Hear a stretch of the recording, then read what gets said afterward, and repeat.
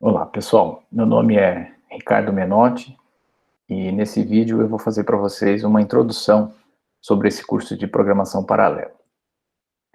Nós vamos seguir um roteirinho nessa apresentação, que é esse aqui. Eu vou falar um pouquinho da abordagem que a gente adotou, eu vou falar um pouco do que é o paralelismo lógico, falar da lei de Moore, falar do paralelismo físico dos computadores, falar um pouquinho de uma lista chamada Top 500, e depois eu vou deixar uma sugestão de leitura para vocês, chamada Bem-vindo à Selva, e depois a bibliografia dessa aula e do curso. Bom, para a gente começar essa nossa conversa, a abordagem que eu resolvi fazer aqui para essa aula é uma abordagem histórica, mas veja, tem uma coisa muito simples fazer isso. Então isso aqui é um chamado template que existe na Wikipedia. Então a Wikipedia tem uns templates que são estruturas que facilitam eles colocarem essas coisas em vários artigos lá da Wikipedia, né? Então, esse aqui é o template de computação paralela lá na Wikipedia em inglês. Então, veja que em vários artigos relacionados aparece esse quadro, né? E aí vocês olhando para esse quadro vão ver um bocado de coisas aqui, né? Então, tem conceitos gerais, tem níveis de paralelismo, tem coisas importantes como multithread, aparece como um título aqui, né? Tem algumas coisas da teoria, depois fala um pouco da programação, de tipo de hardware, tá vendo que tem uma linha bem extensa aqui, sobre vários tipos de hardware, a gente vai comentar, se não todos, muitos desses aqui. Fala de APIs de programação, que a gente vai usar também nesse curso. Então, vocês veem que é um problema bem extenso, né, bem amplo, uma área bem ampla. Então, eu estou dizendo isso para que vocês entendam que esse tópico é bem extenso, que a gente vai fazer aqui uma breve introdução ao assunto, um ponto de partida para aqueles que desejarem se aprofundar, possam ter assim, uma noção de por onde começar, em qual tópico pode ser mais relevante para mim em alguma área, tá bom? Então, essa é a ideia. Então, primeira coisa que eu queria comentar é isso, é sobre essa dificuldade de organizar os conceitos de acordo com algum critério, né?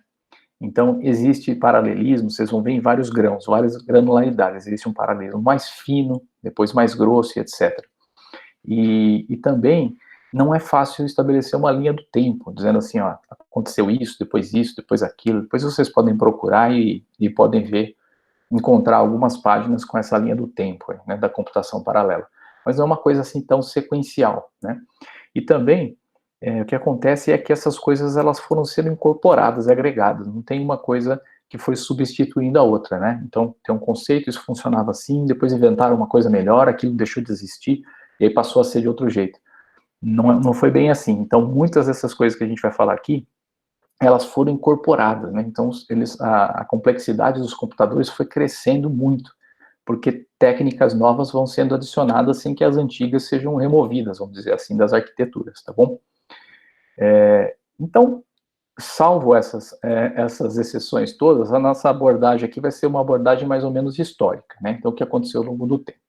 Mas, eu já vou dizer que isso tem algumas limitações, né? E é interessante o seguinte, né? Tem pessoas que gostam bastante de conhecer a história das coisas, outras nem tanto, não se interessam tanto, mas é bom a gente entender o histórico para saber a razão das coisas existirem. Às vezes a gente se depara com um determinado assunto e diz assim, ah, puxa, mas por que isso é assim, né? Por que inventaram dessa forma? Por que não foi assim antes? Bom, tem uma razão histórica para as coisas serem na computação também, né? Então por isso que é importante. Eu vou mencionar algumas datas aqui nesse vídeo, e que são espécie de marcos históricos que foram acontecendo, né, na história da computação, aí, com relação ao paralelismo. E aí tem algumas datas que são, por exemplo, a data de uma publicação científica de um conceito novo, né, então tem mais ou menos três tipos de datas aqui. Então, uma delas é essa, né, então é o surgimento de uma técnica, de invenção de alguma coisa diferente, assim, que não existia antes, né. Depois tem alguns marcos desses que são relativos ao uso em grandes computadores, ou em primeiros computadores, né? Então, isso aqui surgiu efetivamente no computador X ou no computador Y, né? E depois tem um terceiro tipo de data aí, que é a data da popularização daquilo, quando aquilo ficou disponível nos computadores, vamos dizer assim, comuns, né, da maioria das pessoas, tá bom? Então, na medida do possível, a hora que aparecer alguns anos aqui, né, não são datas completas, são anos, eu vou indicando para vocês qual é o caso, que tipo de data é essa aqui, tá? Na medida do possível. Bom, o primeiro conceito que eu queria colocar para vocês aqui é o conceito de multitarefa, né? Então, esse conceito de multitarefa é muito comum para a gente hoje na computação, né? Isso aqui é um desktop comum do nosso dia a dia, né? A gente abre aqui várias ferramentas, vários programas e trabalha com eles simultaneamente, né? Isso tá bem arraigado assim no nosso dia a dia para quem trabalha com computação. Só que essa ideia, ela não é recente, né? Isso acontece faz um bom tempo, né? Tem aqui uma imagem aqui do Windows 1.01, né? Essa aqui é de 85, ó, 1985. Então, já era a multitarefa, olha que beleza aqui, né? Então, isso não é nenhuma novidade, né, para a gente saber que os computadores fazem coisas ao mesmo tempo, né? Até deixo aqui uma ressalva que isso vai muito bem para os computadores, né? É curioso que nesse artigo da Wikipedia sobre multitasking parece uma coisa curiosa, olha só que engraçado. Que isso é uma ressalva do tipo, não tente fazer isso em casa, né? Então, multitasking para humanos é uma aparente habilidade, né, de fazer mais de uma coisa ao mesmo tempo, né? Nós não temos essa habilidade, definitivamente, né? Então, tá aqui a nossa ressalva, né? Que isso pode resultar em tempo perdido, né, devido à troca de contexto, e também causar mais erros, né, devido a não dar atenção suficiente para cada tarefa que a gente está fazendo, tá bom? Então, isso para os computadores vai bem, mas para nós, a gente sabe, né? Dirigir, olhar o celular ao mesmo tempo, fazer coisas ao mesmo tempo, não dá muito certo, tá bom? É só para a gente descontrair um pouquinho aí. Bom, então, olha só, essa ideia de fazer coisas simultâneas, né? Essa ideia de multitarefa na computação, ela apareceu pela primeira vez no IBM 360, é um sistema operacional da IBM, e isso aconteceu lá em 1967. Então, se vocês procurarem um documento desse sistema aí, tem um conceito lá chamado MVT, né, que é Multiprogramming com um número variável de tarefas, ainda não chamava thread, né, chamava tarefa, mas basicamente o que é essa habilidade de tarefas, né?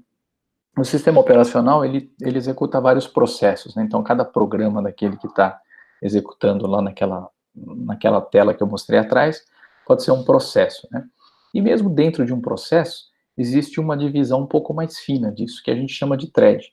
Então, isso é quando um processo, ele tem linhas de execução, vamos dizer assim, diferentes, né? Ao longo do tempo. Então, ele compartilha alguns recursos, mas existe uma certa independência de tarefas, tá?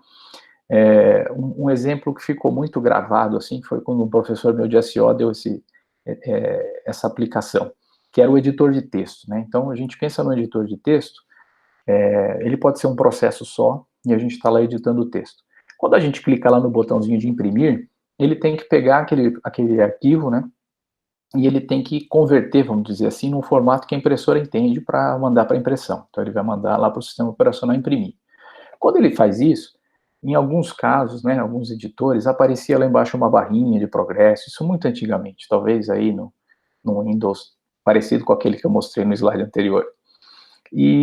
Bom, mas enquanto ele estava preparando esse documento, especialmente se esse documento era longo, né, ele não ficava travado, né, eu continuava editando ali o meu documento, fazendo uma modificação, né, claro que essa modificação não ia refletir lá naquela impressão que eu já tinha clicado, mas isso é um exemplo clássico de um processo, né, aquele editor de texto pode ser um processo em que ele dispara ali uma tarefa independente, né, um trecho de código independente para imprimir, e ele continua respondendo, vamos dizer assim, o meu comando, os meus comandos de edição, tá?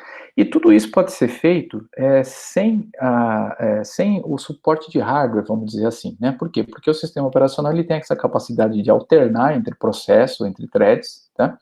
E ele consegue executar várias coisas ao mesmo tempo, sem que isso seja fisicamente esteja acontecendo ao mesmo tempo, né? Então existe um paralelismo virtual, vamos dizer assim, tá? Então fisicamente ele faz um pouquinho de cada coisa e ele faz isso muito rápido e a gente não percebe, tá?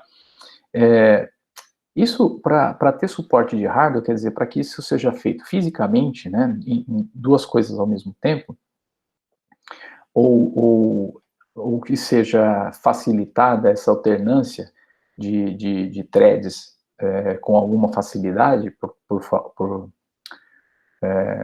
vamos dizer assim, por questões de desempenho, para que essa troca de contexto seja mais rápida, a gente chama de um paralelismo físico, vamos dizer assim. Então, isso surgiu só em 2002, né? Popularizou, vamos dizer assim, em 2002, com o Pentium 4. Tá? Então, o Pentium 4 tinha lá uma tecnologia que eles chamaram de hyperthreading, que era esse suporte do hardware para que o processador conseguisse alternar facilmente entre duas tarefas, né? Uma forma mais rápida de fazer isso. Então, vocês veem que tem um gap bem grande de quando a ideia surgiu inicialmente, quando isso era possível de ser feito em software, né? Até o tempo que os processadores passaram, vamos dizer assim, a suportar isso de forma mais fácil, né? Bom, eu vou deixar o PDF disponível disso aqui para vocês também, no ambiente da disciplina e também lá no YouTube, nos comentários do vídeo eu vou colocar lá um link para um repositório com esses slides, tá? Então aqui tem alguns, esses links estão em cor diferente, tá? Nos slides aqui. Esse, por exemplo, aqui vai para uma página lá da Intel que você consegue pesquisar os processadores, colocar lá filtros para separar por alguma funcionalidade, alguma coisa assim, tá? Então é interessante. Bom, e esse funcionamento das threads aqui, que eu estou dizendo, do sistema operacional, isso é dependente de implementação. Então, isso pode funcionar de um jeito lá no Windows e no Linux pode funcionar de outra forma, tá bom? Então, eu estou dizendo só sobre o conceito disso, se isso é compartilhado no processo, que tipo de variáveis, que tipo de memória é compartilhada entre as threads ou não, depende de cada implementação, tá bom? Bom, isso não foi um problema, né, fazer muitas coisas ao mesmo tempo, durante muito tempo. Por quê? Porque por causa dessa previsão aqui de Gordon Moore. Gordon Moore foi um cofundador da Intel que fez uma previsão muito acertada, dizendo o seguinte, né, tem algumas hipóteses aqui para vocês adivinharem, né? Então, ele diz que normalmente X dobra a cada 18 meses ou a cada 24 meses, sendo X o desempenho dos computadores. Será que foi isso que ele disse? Gordon Moore disse que o desempenho dos computadores dobraria a cada 18 meses ou a cada 2 anos? Ou a frequência dos processadores dobraria a cada 18 meses ou a cada 24 meses? Ou o número de transistor por chip dobraria, né, a cada período desse indicado? Ou um desses itens aí a custo constante, ou seja, 24 meses depois eu tenho um computador com o dobro do desempenho que custa a mesma coisa daquele originalmente, tá? Bom, o que ele disse, a previsão dele original, foi sobre o número de transistores, tá? Essa foi a previsão original dele. E por que a gente ouve, né, falar da lei de Moore associada com a frequência e também com o desempenho, né? Se a gente olhar para esse gráfico aqui, ele fala de como os transistores foram diminuindo de tamanho, tá? Então, é porque o tamanho do transistor está relacionado com a frequência de funcionamento dele. E a frequência está relacionada com o desempenho, né? Quanto mais rápido o processador funciona, mais rápido ele será, né? Ele vai responder mais rápido, vamos dizer assim. Então, esse gráfico aqui começa com transistores aqui em 1970, 71 para ser mais preciso, de 10 micrômetros, né? Então, para vocês terem uma ideia, um fio de cabelo dos mais finos aí tem 60 micrômetros, tá bom? Então, isso foi em 71. É até uma pena que ele não comece aqui no Intel 4004, porque ele foi lançado, se não me engano, em 71, e ele foi o primeiro microprocessador, assim, que foi feito num chip, né? Incorporado num único chip. E até tem umas histórias curiosas aí, eu encontrei um vídeo de um engenheiro explicando, né, o fracasso que foi o 8008 com relação ao 4004. Depois vocês podem encontrar e postar lá no fórum ou nos comentários. Mas o fato é que de lá para cá, os transistores foram diminuindo, né, de tamanho, tá? Foram diminuindo e aqui a gente está numa escala logarítmica, né? Então, aqui está, vamos dizer que foi reduzindo, né, pela metade, por isso foi dobrando a frequência, vamos dizer, né? E a gente, aqui tem alguns modelos, né, de processadores, né, Core 2, Core i3, Core i7, processadores da Intel, eles têm um nome, vamos dizer assim, um nome de mercado, né, e ele tem um nome da arquitetura interna dele, né, então Core i7 tem várias gerações, tá? Então aqui é o nome da arquitetura interna dele. E ele para aqui, né, nos 10 nanômetros, mas a gente está atualmente, né, na casa dos 7 nanômetros, tecnologia que se produz hoje, tá? E 5 nanômetros já fabricado e em estudo para fabricação em massa, vamos dizer, assim, de componentes, né? Se vocês procurarem por isso aí, vocês vão ver que a Samsung e a TMSC, que é uma empresa de Taiwan de semicondutores, são as que costumam lançar os produtos, os transistores com tecnologias cada vez menores primeiro e depois as outras vão atingindo isso aí, essa capacidade, né? Então é impressionante como essa miniaturização foi acontecendo ao longo do tempo. E isso, quanto menor o tamanho do transistor, né, menor o atraso de propagação do sinal elétrico dentro dele e maior a frequência de funcionamento dele. Entre aspas, não é tão simples assim essa relação. A gente, se vocês pesquisarem, a gente não vai ter tempo para aprofundar tanto aqui, mas isso tem uma outra lei chamada Dennard Scaling, que explica um pouco essa relação, né, e isso, sim, é possível aumentar a frequência até certo ponto, mas isso deixou de acontecer de um tempo para cá, mais especificamente 2005, tá? Bom, então, se vocês olharem aqui para esse outro gráfico, a gente vai vendo aqui o número de transistor por microprocessador, desde que foi lançado o primeiro microprocessador até mais ou menos 2017, e a gente tem aqui, ó, mais ou menos o dobro mesmo, né? Vai dobrando aqui numa escala exponencialmente, ó, né?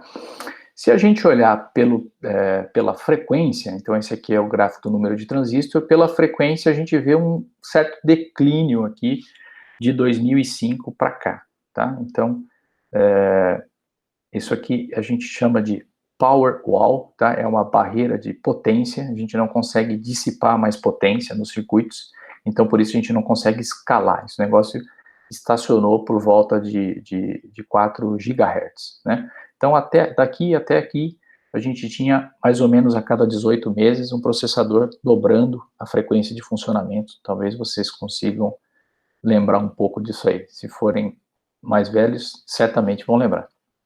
Os mais novos, talvez não. Mas isso é o que foi acontecendo com essa previsão, né, de Gordon Moore. E, bom, esse gráfico aqui mostra um pouco a relação disso. Ó, na linha verde está o número de transistores, né?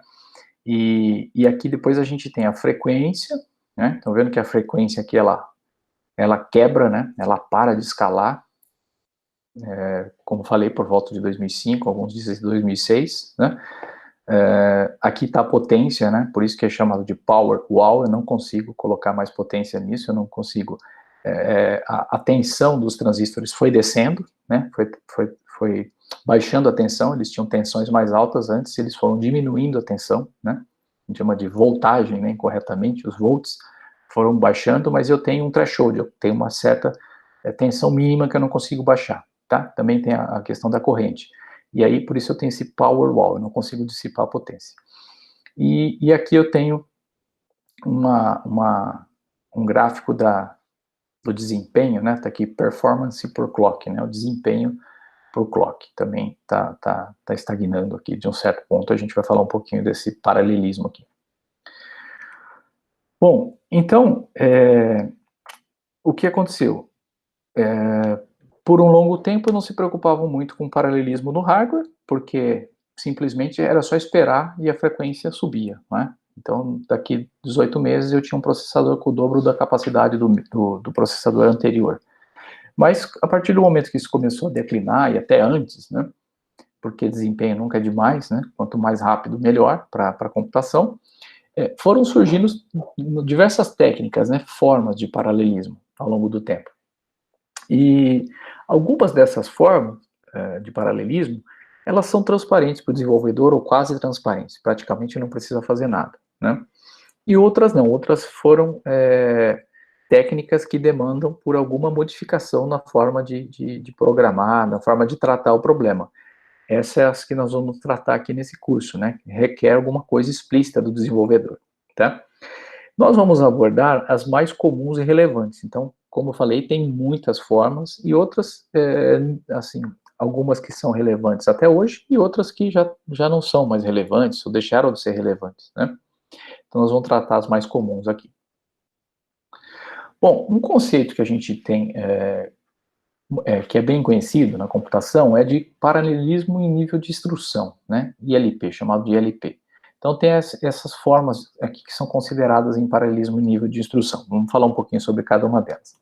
Então, uma das instruções, uma dessa forma de paralelismo em nível de instrução, é o pipeline. Então, o que é pipeline? Uma instrução do processador, ela é executada em partes dentro do processador, né? Então, a cada ciclo de clock, eu executo uma parte dessa instrução.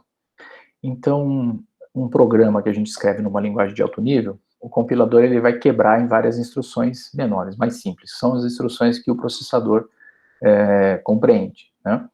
Quando a gente programa em assembly, linguagem de máquina, né, linguagem de montagem, isso já é 1 para 1. A gente já escreve a instrução que já tem uma correspondente dela lá no processador, tá bom? Então, essa instrução, para ser executada, ela não é executada num único ciclo. Tá? O processador precisa buscar a instrução, decodificar, executar e escrever os resultados de volta, seja na memória, seja em registradores. Então, isso varia para cada processador. Aqui está uma hipótese, né, de um processador que tem um pipeline de 4 estágios. Os processadores modernos têm pipelines muito mais longos do que isso. Mas a técnica é que eu consiga ir sobrepondo essas instruções. Então, quando eu tenho aqui várias instruções para serem executadas, quando eu busco uma instrução, quando eu vou buscar a segunda instrução, eu estou decodificando a primeira já, né? Então, eu tenho uma sobreposição de instruções aqui. Então, num dado ciclo de clock, eu tenho 4 instruções sendo executadas ao mesmo tempo, né? Algumas iniciando e outras terminando. Então, isso aqui é um conceito muito usado desde muito tempo, tá bom? Isso causa uma série de dificuldades, quer dizer, isso é muito bom, né, eu fazer várias coisas ao mesmo tempo, mas isso causa uma série de dificuldades, também não vem o caso a gente tratar aqui agora, mas talvez vocês conheçam algumas, né? Eu tenho dependências entre essas instruções, quando eu tenho um salto, eu não sei qual será a próxima instrução, antes de ter esse salto condicional, né, se eu vou saltar para um lugar ou para outro, e etc, tá bom? Mas isso é uma das formas de paralelismo, tá? Bom, aconteceu o surgimento, vamos dizer assim, dessa técnica de pipeline nesse computador que foi o computador feito pela Universidade de Illinois, tá? Em 58, então esse computador já tinha, parece ser, o primeiro uso, né, dessa técnica de pipeline, tá bom? Então isso é um tipo de computador que só tem um, né, no mundo, não se faz um computador em série, né? Então era um computador lá da universidade de pesquisa, tá bom? E em 61, a IBM tinha um computador chamado 7030, também conhecido por Stretch, que usava esse conceito de pipeline. Então, quando ele foi lançado, ele era o computador mais rápido do mundo, tá bom? Lá em 61, tá bom? E já em 76, essa empresa chamada Amdahl, até existe uma lei que a gente vai ver na próxima aula, a lei de Amdahl, essa empresa já tinha, então, processadores que exploravam esse conceito de pipeline, tá? Em 76, legal? Bom, outra técnica que surgiu foi uma técnica chamada VLW, né? Palavra de instrução muito longa, né? Ou instrução de palavra muito longa. O que é isso? Então, uma instrução, ela tem uma certa divisão de partes ali, para o processador compreender ela, e ela costuma fazer uma coisa só, certo? Ou ela busca um valor na memória, ou ela faz uma soma, ou ela faz uma multiplicação, ou ela desloca um valor, e etc. Então, a técnica de instrução longa, o que ela faz? Ela propõe o seguinte: eu vou fazer um processador que consegue fazer várias coisas ao mesmo tempo. Então, eu tenho uma instrução que ela busca um valor, soma, multiplica, desloca e faz uma outra coisa. Tá? Então, ela faz 3, 4 coisas ao mesmo tempo, uma única instrução do processador. Bom, isso parece ser muito interessante, né? Mas tem uma certa limitação, né? De eu conseguir no meu programa encaixar essas instruções no lugar certo. Então, essa técnica de VLW, ela faz isso em tempo de compilação. Então, ela transfere a complexidade, vamos dizer, do problema para o compilador. Então, o meu processador tem instruções que fazem várias coisas ao mesmo tempo, e quais são essas coisas? É o meu compilador que vai decidir como é que ele vai agrupar essas instruções para que elas possam ser feitas ao mesmo tempo, tá bom? Então, o primeiro artigo, vamos dizer assim, que apareceu sobre VLW foi em 83, de um autor da Universidade de Yale, e em 2001 a Intel lançou a arquitetura Itanium, né? Lançou comercialmente, né? Uma arquitetura internamente chamada de Merced. Então, essa arquitetura Itanium, ela usava esse conceito de VLW, tá? A gente não ouve falar muito disso porque essa arquitetura foi descontinuada e não foi, vamos dizer, a linha que tomou o espaço, assim, na computação no futuro, né? Então, esse Itanium, esse processador 64, chamado de Intel x64, ele foi descontinuado, tá bom? Bom, um outro conceito era o conceito de processador superescalar. Então, o superescalar é um processador que despacha mais de uma instrução por ciclo. Se a gente olhar lá na figura do pipeline, as instruções estão sobrepostas, né? Mas a cada ciclo começa uma nova instrução. No processador superescalar, ele é um processador de despacho múltiplo, a gente chama. Então, ele consegue despachar mais de uma instrução por ciclo. E isso, essa complexidade é resolvida no hardware, tá? Então, trata-se de um avanço, assim, de um hardware muito mais complexo, porque o nosso programa ele tem uma sequência de instruções, tá? E quando ele começa a ser executado no processador, o próprio hardware do processador, ele analisa essas instruções e ele decide quais delas podem ser executadas, não depende das anteriores e etc. Tá? Então, isso é um algoritmo de Tomazula que é usado para fazer isso, e ele é bem complexo, e essa é a técnica usada nos processadores modernos, né? Então, isso começou em 1966, numa empresa chamada Cray. A Cray fez esse computador, o CDC 6600, que foi o computador mais rápido do mundo, superando aquele anterior da IBM em 3 vezes. Ele era 3 vezes mais rápido do que o computador da IBM, tá?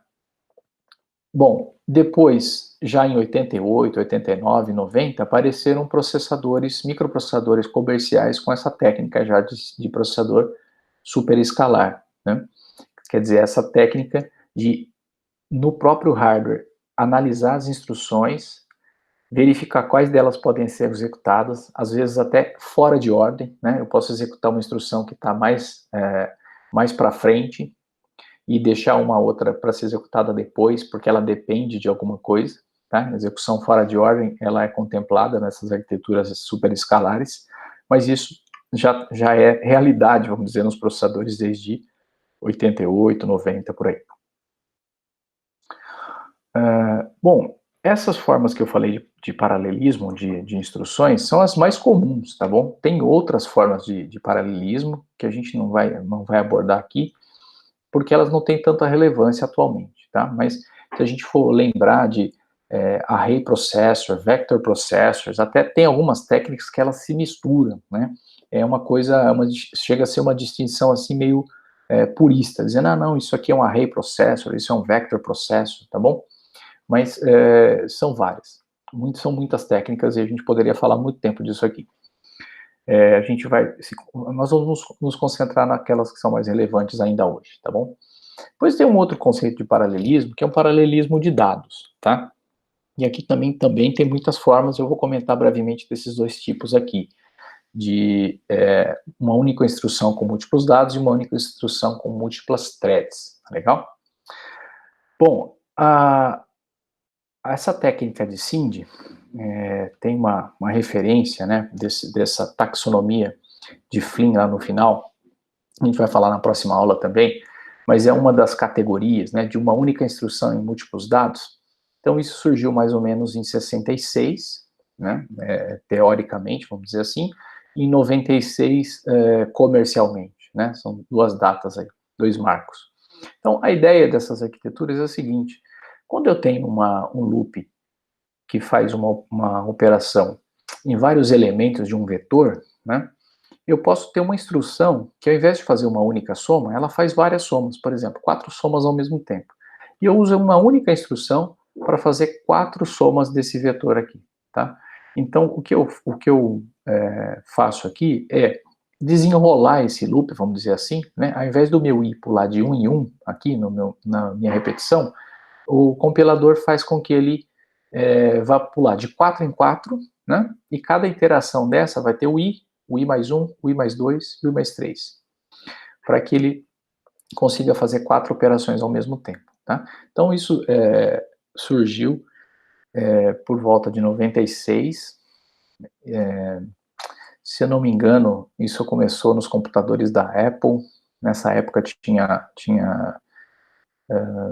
eles tinham um desempenho de multimídia muito bom. Eu não consegui confirmar essa informação, mas a gente lembra muito bem na Intel do Pentium, né, que é o Pentium MMX. Então o MMX foi a primeira arquitetura, vamos dizer assim, vetorial comercial da Intel, né, o Pentium MMX, depois surgiu lá o SSE, depois o AVX, né, o AVX. Bom, um outro conceito de paralelismo de dados é aquele usado nas GPUs. Então, na próxima aula, vamos falar um pouquinho disso aqui.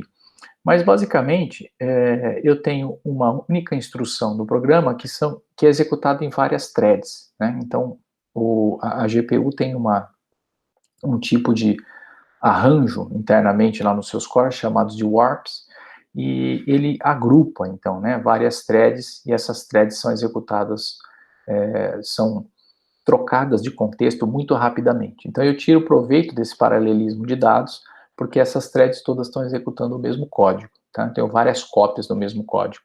E isso, eu não tenho certeza se isso é um conceito que surgiu só na NVIDIA, tá? O nome de Single Instruction Multiple Thread, depois a gente pode confirmar isso aí, mas eu tenho a impressão que surgiu, o ano que eu encontrei foi esse aqui, 2008, tá legal? Bom, um outro tipo de paralelismo, e agora a gente vai para uma coisa de um grão mais grosso, vamos dizer assim, né? E aí vocês estão entendendo porque não dá para ser linear, né? É que em 61 começou a surgir essa ideia de colocar mais de um processador em um sistema. Então esse nome chamado SMP, Symmetric Multiprocessing, consiste em ter o quê? Eu tenho um sistema em que eu tenho uma única memória principal e vários processadores que acessam essa mesma memória. Multiprocessing surgiu em meados de 2006, processadores com capacidade de funcionar mais de um processador na mesma placa, né? Então isso tem uma certa complicação, isso não vingou por muito tempo, mas se vocês procurarem, vocês vão encontrar fotos ou, enfim, informações sobre sistemas que têm uma placa-mãe lá com 2 sockets ou 4 sockets, né, que podem colocar lá mais de um processador no sistema, tá?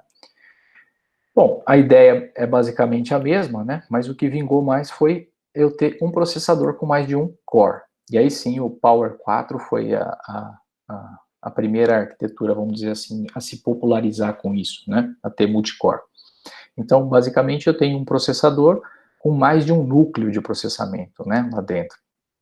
Ele, então, acessa uma memória, ele tem memórias cache, podem ser compartilhadas memórias, ou podem ter memória cache em cada núcleo, individuais, tá bom? E isso traz algumas complicações, né? Então, talvez vocês não tenham uma ideia muito clara de como funciona uma memória cache, mas basicamente é uma memória muito rápida que está próxima do núcleo, né? E que ela tem uma cópia do que está na memória mais lenta, né? Então, se os núcleos compartilham a mesma memória, quando um núcleo ele altera uma informação, se essa informação estiver na outra cache do outro núcleo, ou dos outros núcleos, né, ela precisa ser invalidada lá, ela precisa ser atualizada lá, né? Então tem vários mecanismos, várias formas de fazer isso, né? Adiciona uma complicação, né? Bom, basicamente era essa visão geral que eu queria dar para vocês em termos de hardware paralelo, tá? Existe uma lista chamada Top 500 dos 500 computadores mais rápidos do mundo. É interessante a gente olhar para ela, para a gente ver o avanço, né, a evolução da computação. Então, esse gráfico aqui é da apresentação, da última apresentação que eu encontrei lá, de 2019. Vocês podem encontrar outras figuras, outras imagens lá. Mas ele mostra o que aqui? Ele mostra a soma dos 500 computadores mais rápidos do mundo, né, o total de desempenho deles em flops, né, então flops são operações de ponto flutuante por segundo, tá? Então a gente a gente chama de ESA Scale, né, nós estamos no exaflops, então o nosso computador mais rápido do mundo, aqui o N igual a 1, né, esse vermelho é o mais rápido deles, o azul é a soma de todos eles, né, e o 500 é o quinhentésimo aqui, né? É o último da lista, vamos dizer assim, tá? Bom, então a gente está chegando então nessa escala, né, de exaflop. E depois, na apresentação não tinha detalhes lá, mas ele dá alguns pontos aqui de inflexão, vamos dizer assim, né, de tendências que foram se modificando aqui. Então essa é uma delas, em 2008, aqui tem uma outra, né, em 2013, e é interessante a gente olhar para esse desempenho. Quer dizer, ele não parece ter sido muito afetado com o declínio, né, da frequência, que aconteceu aqui por volta de 2005, 2006, né? Por quê? Porque o processador não escalou a frequência, né, mas eu coloquei mais elementos de processamento, tá? Então isso causa um desafio na forma de programar, mas o desempenho eu continuo tendo um desempenho melhor, ao invés de fazer isso por frequência, eu faço por número de núcleos, né? Eu aumento o número de elementos de processamento, tá bom? Aqui tem uma outra figura do Top 500 que mostra os aceleradores. Então, ó, de um tempo para cá, de 2000 talvez 2008, aqui 2009 começaram a surgir, e eu tenho os nós desses supercomputadores, né? Esses supercomputadores são clusters, né? Com várias máquinas, vários nós, né? Que estão conectados em rede, mas eles têm aceleradores ou coprocessadores, tá? Então, aqui estão as arquiteturas desses coprocessadores. Então, muitos são GPUs da NVIDIA, né? NVIDIA Fermi, Kepler, Pascal, então são esses aqui, os mais recentes aqui, ó. Uma GPU da NVIDIA chamada Volta. Não é muito fácil identificar a legenda aqui por causa da cor coincide, né? Mas eu tenho a impressão que elas estão na ordem aqui, de baixo para cima, tá bom? Então essas aqui são as mais recentes. Essa aqui está aqui com uma volta maior, parece ser a NVIDIA Volta e não a AMD Vega aqui. Mas tem aqui várias arquiteturas, vocês podem olhar com calma depois, tá? Então essa é uma tendência de colocar aceleradores além do processador principal dos nós, e isso também, vamos dizer assim, adiciona uma complexidade na programação, né, de como eu vou tirar proveito disso. Bom, aqui um incentivo, né?